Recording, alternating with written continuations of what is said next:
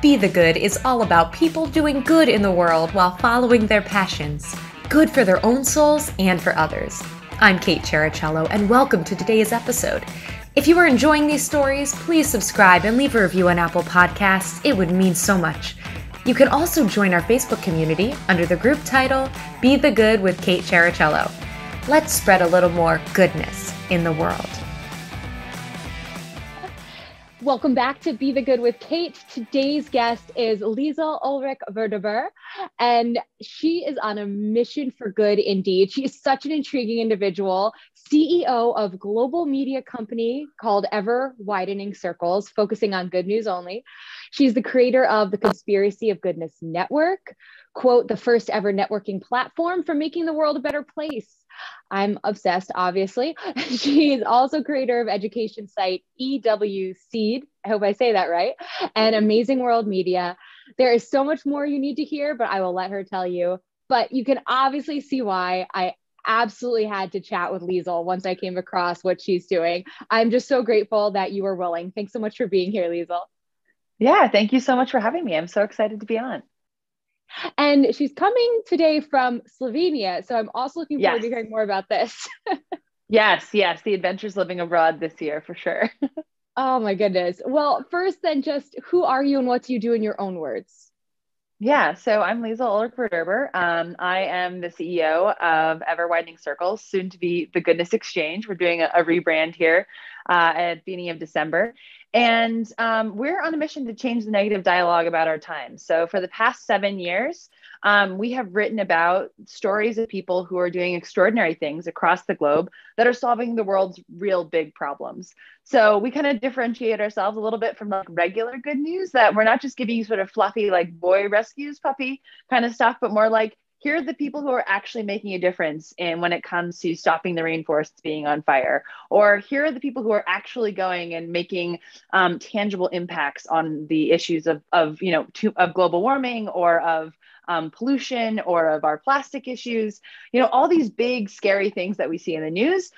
We are writing about the people who are solving those big problems. And then we're really excited with the growth of our platform into the Goodness Exchange to now be able to connect people more directly to those individuals so people can support their work and start to actually get involved with all the good that's going on in the world. Oh, that's incredible. I love the big picture, the big issues that you're tackling. That's mind-blowing. How on earth did you get into this? What was your path here? Yeah. So my path, I came at this really sideways. So I graduated from Harvard in 2015. I was like a very typical kind of cynical Harvard student. And while I was in my senior year, my mom actually started Ever Widening Circles. She founded it after a patient of hers. She's actually a dentist for 30 years. But she and my father, who were in practice together, were all about keeping humanity in healthcare. So they had seen people literally throughout their entire lives 2 times a year, and they were really about making deep connections with their patients. And my mom received an email from a young man she had known his whole life, and he had gone into the military. And he, while he was there, he had gone in with the good intention of doing good work. And he emailed my mom, of all people, his dentist, at a low point and asked her if she knew of any place where he could go see that the world was still a good place. And my mom, being the helpful person that she is, she Googled everywhere and couldn't find any place that didn't have sort of a really obnoxious ad scene going on or some political slant. At the time, this was like 2014, there was Upworthy, but that was super left. There was some stuff that was happening on the right, but there was nothing that like we could all come together and be like, wow, this really points to goodness. And so being the person that she is, she decided to build her own website. And graduating from Harvard, I was pretty cynical, like I said, and I was like, oh, mom, positive news website. Come on. There's these big issues in the world. Like, I'm sure I was like a joy to be with at Thanksgiving. Very, very supportive and helpful. But when I graduated, I wanted to take some time off before jumping right into the working world. And I knew that I didn't want to go into finance or consulting. I knew that I wanted to go into something, either a startup or an NGO or something that was like doing more, had the potential to do more good in the world. And so that summer, my mom had lost her original partner on the project. And I was like, okay, mom, I'll help you like get this thing designed and give you something that you can work with. But I'm like definitely going on to do other things, I said. And then I got really involved in the business itself and saw the ways in which it could really highly impact education, which is where a space that I'm really passionate about. And so that kind of evolved into me taking over the business and turning it from more of like a blog style into a larger media company, and growing us into all these various platforms, from education with EWCed to the publishing site as you see it now, to the community that we're now kind of building into the Goodness Exchange. So everything will be integrated into one. And so I came to this very sideways. I came to this sort of by accident, and then I fell in love with the work. So I always say that I'm sort of like the best case scenario of what can happen when you start to change the way you think about the world by having a more balanced and positive view of the world. There is so much there. I feel like I have 30,000 questions for you. I can't believe that your mom went from I am a dentist to this one random connection to all of this that followed too. Yeah. That's incredible. I mean, I think for her, it was really the culmination of just like, she had been seeing so many of her patients sort of that had been happy, positive people. And again, this is 2014. So this was like before the era where we were all supposed to be really sad, and angry. And she had seen this coming. Like the news was clearly wrapping people up into a negative headspace for a long time before we even realized it. And I think she was sort of she saw that very early and was trying to, and is trying to with her work, sort of stop that negative dialogue that we can find ourselves in over and over and over again.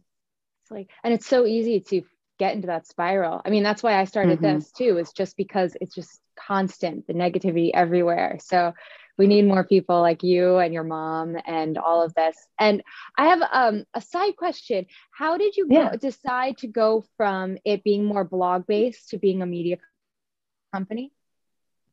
Yeah, so I think that kind of developed out of this need for us to create different platforms in order to expand. So, you know, there was the writing the articles, which was great. And then when I came in and I realized that there was all these ways in which this wonderful content could be brought out into the world in a bigger way, I think that kind of necessitated growing into a bigger company, right? So when we wanted to go into education, we couldn't just like send people to our website to like go watch the content that we were writing for you know, adults.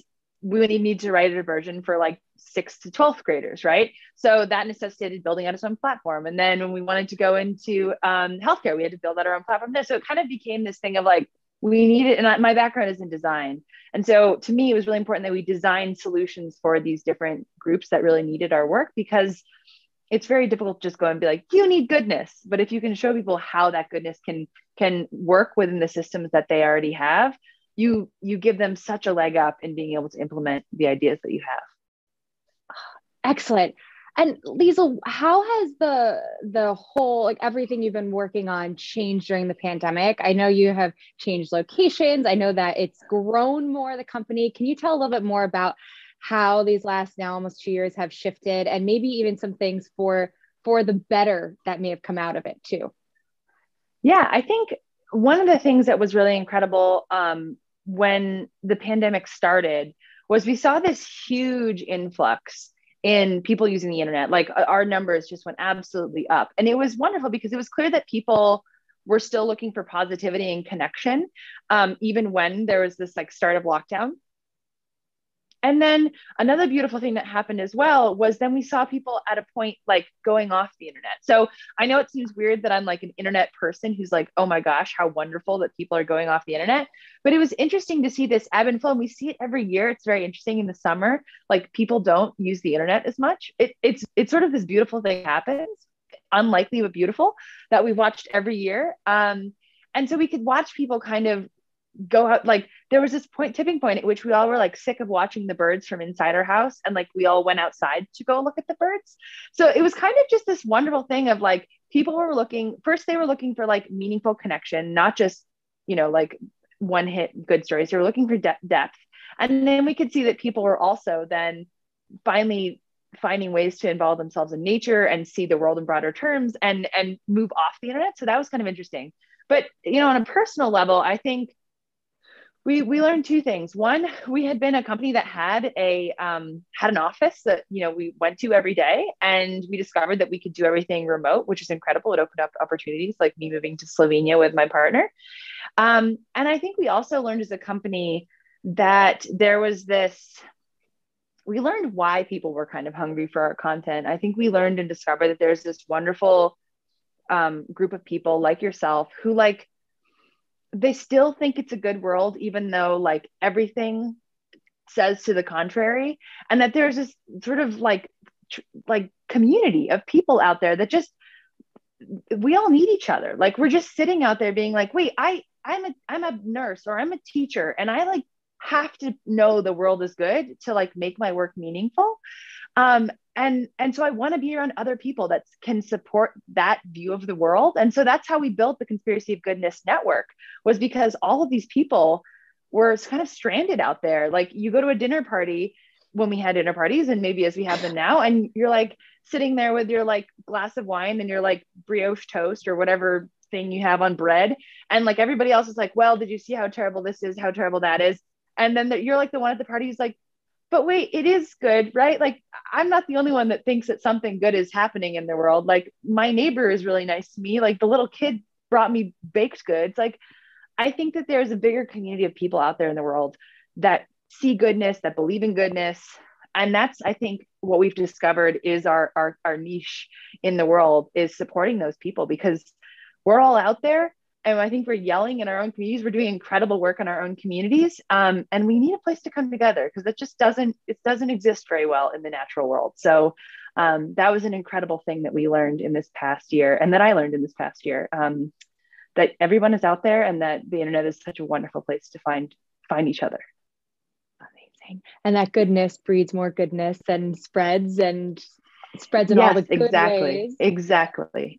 And sometimes we just need to know each other's out there to keep doing our good work. And that's really what the world needs. That's right. So many times, I know I've felt silenced over at times, because everybody else is being oh, this is so bad and this is so bad. I'm well, I guess I don't want to be that one who's well, actually, did you hear about this today? And then they all go, Yeah, it's almost the opposite of the Debbie Downer. It's so funny to me that it used to be the Debbie Downer was the joke, and now it's I don't know, positive Patty or something. Yep. People just look down on you if you bring up the fact that poverty is going down. It's a true fact. There's less war, there's less famine, we're actually reacting better to pandemics by the science. It's bad in these times, but those are the real numbers. But no one really wants to hear that. It's not, I don't think enough people have enough information to then feel like they can contribute to that conversation. Whereas, because most of us, the information that we have is negative, it's an interesting topic of conversation, because I can add my 2 negative cents, and you could add your 2 negative cents, and he can add his 5, and you can just keep going like that at any dinner party. I always find it is such a balance, right? It's being aware that the negative is there, and, letting it hit you and letting you feel it, but also not getting so stuck in that's your whole world. Yeah. Right? Yeah. It's like a diet, really, when you think about how you consume the news, right? I think, I'm not saying, and I will never say this, people need to know the news, because you need to stay informed. You need to know what's happening out there so you can care, and so that you can make educated decisions that affect everybody around you. So you do need to know what's happening in the world. But that isn't the only thing that's happening. And the news is newsworthy because it's actually not happening all that often. Things that are newsworthy are actually pretty rare. So the plane crashing, the giant tsunami, all those things are very rare, which is why they make the news. And yet, I don't think we know that as news consumers. And so we consume it and we consume it and consume it. And it's like a giant, heavy dinner. You cannot consume a giant, heavy steak dinner. It might be super nutritious and just hit the spot, but you can't consume that, every 5 minutes. Whereas, we think of the Goodness Exchange, Never Widening Circles, as kind of like a salad, a nutritious, kind of well-balanced. It's not the sweets like Boy Saves Puppy. I have a rescue dog. I love rescue dogs. I just want to say that on the record, because I did get yelled at one time for comparing those two. But it's not the saccharine sweet stuff. It's this balanced, healthy, it's not so out there that it's woo woo, here's some weird vegetables you can't pronounce. It's here's a balanced, healthy, good salad try it. It'll make you feel better. If you want another one, we've got a whole bunch of them here, and come back for it. So I think if we started to think of our news as a bit more of a diet, and we could understand how that diet made us feel, we could probably start to do a little bit more sort of intuitive eating, if you will, about what is making us feel good, what is making us feel bad, and what is making us, and when we feel satiated. That's such a great way to put it. I've never thought of it like that before. And now I know it's going to come up in conversation at least like 5 times in the next week alone now. Yeah, no, that one, like definitely that metaphor, like was like, oh yeah, it's like that's what it is. Like it's making me feel bad. It's like when you eat a bunch of junk food or too much steak dinner, whatever, Absolutely. Oh, that fits in so perfectly. And that leads to my next question too, Liesl. What are some good news moments you've experienced by doing all this work? Either in your own life, personally, how it's fulfilled you or others? Yeah. So I think on a personal level, when I say that I was like a really cynical Harvard student, like I truly mean that. I did not think there was good out there to be had. I thought we were like, it was like an insurmountable amount of badness. And like, I a little bit came into it like I have to choose whatever badness I'm going to fight for the rest of my life, and then maybe somebody else will fix it, right? Or fix the other ones. And what I found was that as I started to change the media I consumed, and I was conscious of what I was doing, I started to see the world in more positive terms. And this is, as I came to find out, this is basic brain science. Like our brains see the world in terms of what we see most often. And if that is negative news or a bunch of people pontificating about how bad the world is, that's how I'm going to see the world. That's just the way our brains work. And that's something to be really cognizant of is like how much bad news are we consuming? Because that's going to make us more afraid to go talk to strangers. That's going to make us more afraid to go ask for help or to go travel the world when the things that we see on the news, like I said, are these minuscule slices of reality. And so as I began to like learn some things from my own work, I began to sort of retrain my brain. And now, I went on a bachelorette party a couple months ago, and when everybody else was complaining about all these little things, the server not taking quickly enough, the weird yoga teacher, all these things, my brain didn't even go there. Like I didn't even want to dwell on and usually I would have like hucked that up to some good like comedy gold, but I didn't have any desire to like partake in that negativity. And so I think that that's a personal example of how things have changed for me. But I think on a wider level, learning, there are so many incredible stories that I could probably spend, a half hour just talking about them. But I think one of the ones that I love, and I think it sticks with me because it's one of the first articles I ever wrote that like hit me hard. And it's one of the ones that we've kind of kept tracking over time. It's about this gentleman named Topher White. And he figured out how to make old cell phones hear, so listen for chainsaws in the rainforest so that they could stop deforestation before it even started. And this like came about because he was an engineer who happened to be in the rainforest, and he discovered and went off with one of the rangers, and just a few hundred meters from the ranger station was an area that had been deforested like overnight under their noses. And what he realized was that the rainforest is so loud that you can't even hear chainsaws in the rainforest, right? So he thought, okay, what do we have among us that has microphones that there are a lot of? Old cell phones. We all have one tucked away in a drawer. So he learned how to like tune these old cell phones to the pitch of these chainsaws so they could listen for chainsaws. And then as it turns out, there is enough connectivity on the perimeter of these rainforests that then when the cell phone hears a chainsaw go off, it can then like ping to a cell tower, which then pings to the ranger station of local rangers who can come and stop the deforestation. So like, if that wasn't cool enough, great, I would tell you that story. We could move on to my next cool story, but it gets even cooler because they're taking all this data on the sounds of the birds, the animals in the rainforest. And it turns out that the birds were making different noises when the trucks, before the chainsaws were even started, the birds were making different noises when the trucks were coming in that had the chainsaws.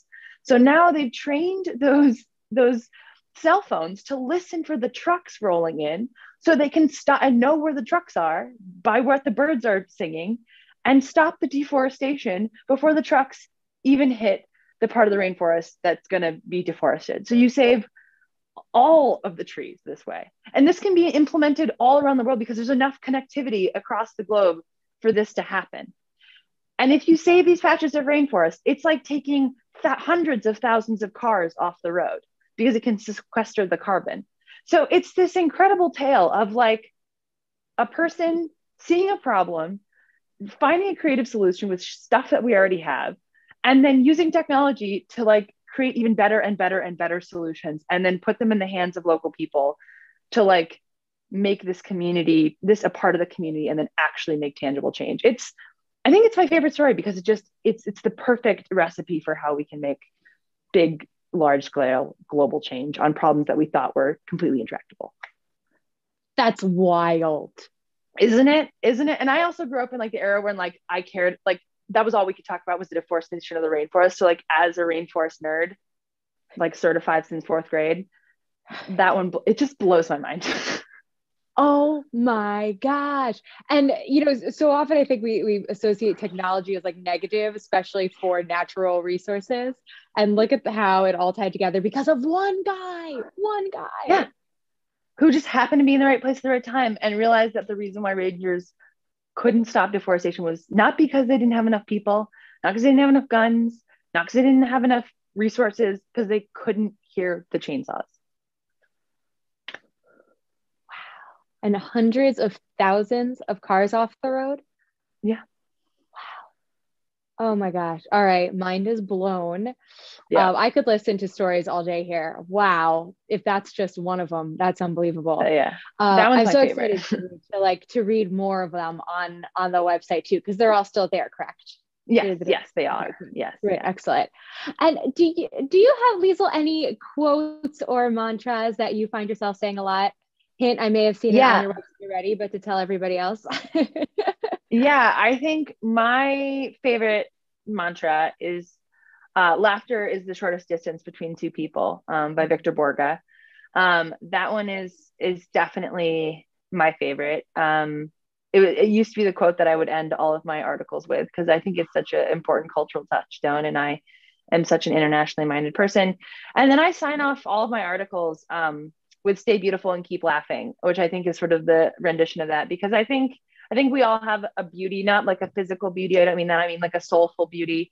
And I think the more that we can keep that beauty, you know, the beauty of a kid when they like tell you an interesting thing or they ask an interesting question, the more that we can keep that beauty and radiate it, I think, and not in a woo-woo way. I just mean that in like holding an inner beauty is something you know when you see it. And then keep laughing, because I think that we can get through a lot of stuff if we can find humor in things and start to laugh about things a little more and make connections through that connectivity of laughter and humor. Agreed. Liesl, where can we find you online and follow you and connect with you? Yes. So the best place is the Goodness Exchange. You go to goodness-exchange.com. So goodness-exchange.com. And then we're on Instagram and Facebook as the Goodness Exchange, just Goodness Exchange, you know, it's a little superfluous. So Goodness Exchange on all platforms. And then you can connect with me personally over on Instagram at liesl.uv. I love getting messages there and I respond to all of them. So if you have any questions or want to connect deeper on some of more of my favorite articles, feel free to message me over there and connect more. Liesl, I cannot thank you enough for your time, for your goodness, for all that you are doing for this world. Yes, thank you so much for having me on. This has just been so delightful. Thanks so much for listening to Be the Good with Kate Cherichello. Whether you're listening on YouTube or via podcast, it would mean the world if you liked, subscribed, and or left a review. You heard about the good? Now go out and be the good in your life this week. If you have stories of good news that need to be shared, please send me a message. Thanks again and have a great week.